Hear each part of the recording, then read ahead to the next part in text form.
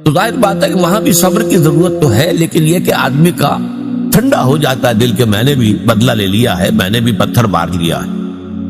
لیکن مکہ مکرمہ میں حکم یہ تھا کہ بس جھیلو اور کوئی جوابی کارروائی نہ.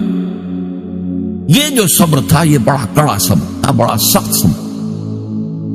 اور اسی اعتبار سے میں نے جیسا کہ آپ کو بتایا تھا کہ فزیکل پرسیکیوشن جو شروع ہوئی ہے وہ 4 سال سے شروع ہوئی ہے آغاز وحی کے بعد. اس سے پہلے صرف وربل پرسیکیوشن تھی، اور وہ بھی داعی یعنی حضور کی ذات پر مرکوز تھی. پاگل ہو گئے، دماغ خراب ہو گیا ہے، سحر زدہ ہے، کوئی جن آسیب ان کے اوپر آ گیا ہے، شاعر ہے، ساحر ہے. اب یہ ساری وربل پرسیکیوشن ہو رہی تھی، اور وہ بھی صرف حضور کے، کسی اور کے لیے نہیں. اس لیے کہ وہ سمجھتے تھے کہ اگر حضور کا کی جو قوت ارادی ہے، ول، اسے ہم کل کر دیں اس وربل پرسیکیوشن کے ذریعے سے، استہزاء سے، تمسخر سے، مذاق اڑا کر وہ بددل ہو کر بیٹھ رہے ہیں، تو کسی اور کو کچھ کہنے کی ضرورت نہیں، یہ تحریک اور دعوت ختم ہو جائے گی. پہلے 3 سال پرسیکیوشن صرف وربل تھی، اور وہ بھی focused on the person of the prophet Muhammad صلی اللہ علیہ وسلم.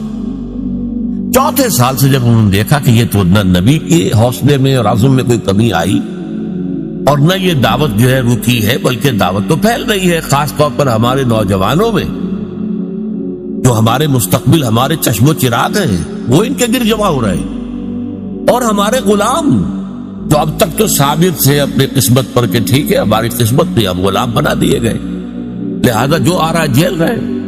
اب ان میں یہ دعوت نفوذ کر رہی ہے، تو یہ تو ایسا ہے کہ جیسے بارود کا گودام ہو اور اس میں کوئی آگ لگائی جا رہی.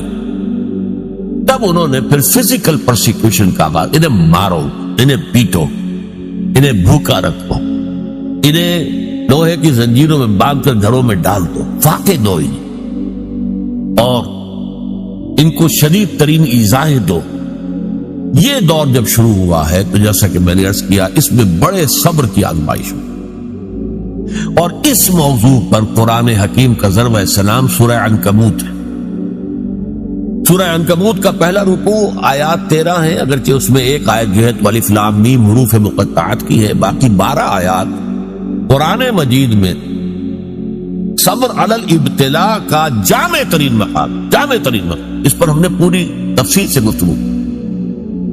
اس کے بعد کے جو 6 رکوع ہیں ان کو 2 حصوں میں تقسیم کیا جا سکتا ہے. پہلے 3 حصوں میں گفتگو یہ ہے کہ زیادہ تر مشرکین سے ہو رہی ہے. ظاہر بات ہے کہ مکی صورتوں میں وہ مضمون تو جاری رہے گا، اور اس میں یہ ہے